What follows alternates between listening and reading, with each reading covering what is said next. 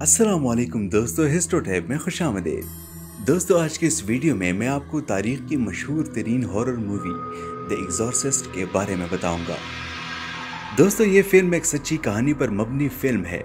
ये फिल्म 1973 में रिलीज की गई थी, जिसको देखने वाले खौफजदा हो जाते थे। 1971 में एक राइटर विलियम पीटर ब्लेटी ने ये किताब लिखी थी, जिसमें वो एक लड़की की कहानी बयान करते हैं जो पोजेस थी, यानी उस पर जिन्नात का साया था। और ये फिल्म उसी किताब पर बनाई गई थी, जो एक सच्ची कहानी है। ये वाकया दरअसल एक लड़के रोलैंडो का है। ये लड़का 1949 में अमेरिका के शहर कॉटन सिटी में रहता था। इस लड़के की कहानी उस वक्त अखबारों में भी छपी थी। इस लड़के की उम्र 13 या 14 साल थी। अब इस लड़के की कहानी क्या थी, अब इस पर बात करते हैं।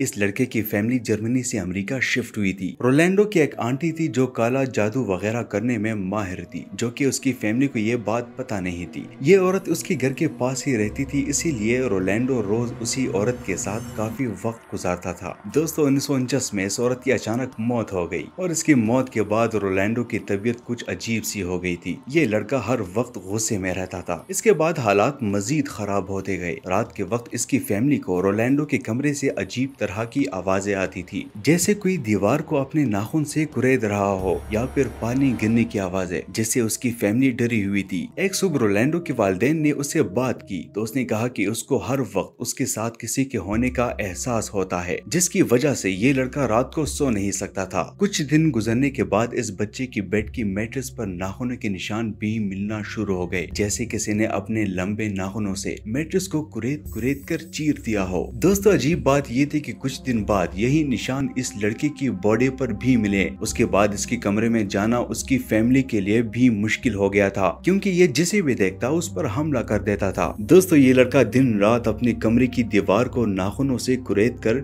निशानात बनाता था। इसको उसकी फैमिली सबसे पहले तो हॉस्पिटल ले गई, जहाँ एक साइकेट्रिस्ट ने रोलैंडो को चेक किया, लेकिन इसका कोई फायदा नहीं हुआ। इस बच्चे ने खाना पीना तक छोड़ दिया था। ये बच्चा मजीद एग्रेसिव होता गया, यहाँ तक कि इसको इसके बेड से बांध दिया गया ताकि ये किसी को नुकसान ना पहुंचा सके। दोस्तों, इसकी फैमिली को लगा कि अगर हम घर तब्दील करते हैं तो शायद इसकी तबीयत में कुछ तब्दीली आए, लेकिन नए घर में जाने का भी कोई फायदा नहीं हुआ। रोलैंडो हर वक्त खुद के साथ गुर्राता रहता था और उसकी शक्ल सूरत में भी तब्दीलियां आने लग गई थी। ये काफी कमजोर हो चुका था। ये दिन में कई दफा उल्टियां भी करता था। आखिरकार इसकी फैमिली ने घर में एक ब्रीस्ट को अपने घर बुला लिया, जिसका नाम ब्रेमन था। उसी ब्रीस्ट ने फिर आगे चलकर पूरी कहानी मीडिया को बता दी थी। ब्रेमन ने बताया कि मैंने इसके घर में जो एक्सपीरियंस किया वो कभी नहीं भूल पाएगा। उसने कहा कि इसकी आंखों के सामने रोलैंडो के कमरे का फर्नीचर अपने आप हिलने लगता था। इसका बेड इतना तेज हिलता था जैसे कोई खौफनाक जलजला आ गया हो, पर यह बच्चा उस वक्त बेड पर लेटकर खौफनाक तरीके से हंसता रहता था। इस बच्चे के साथ कई दफा एग्जॉर्सिज्म की गई। किसी के साथ मौजूद जिन्नात को निकालने के अमल को एग्जॉर्सिज्म कहते हैं। ये अमल इसके साथ सिर्फ इसके घर में ही नहीं की गई, बल्कि मुख्तलिफ हॉस्पिटल्स में भी हुई थी, जहां ये बच्चा एडमिट रहा था। दोस्तों, यहाँ अजीब बात ये थी कि ये लड़का भारी आवाज में लैटिन जबान में बात किया करता था, जो इसने कभी जिंदगी में किसी के साथ एक्सपीरियंस नहीं की थी। इसकी आवाज से लोग निहायत खौफजदा हो जाते थे। दोस्तों, इस बच्चे के साथ आखिरी बार एक्सॉर्सिज्म इसके घर में की गई थी।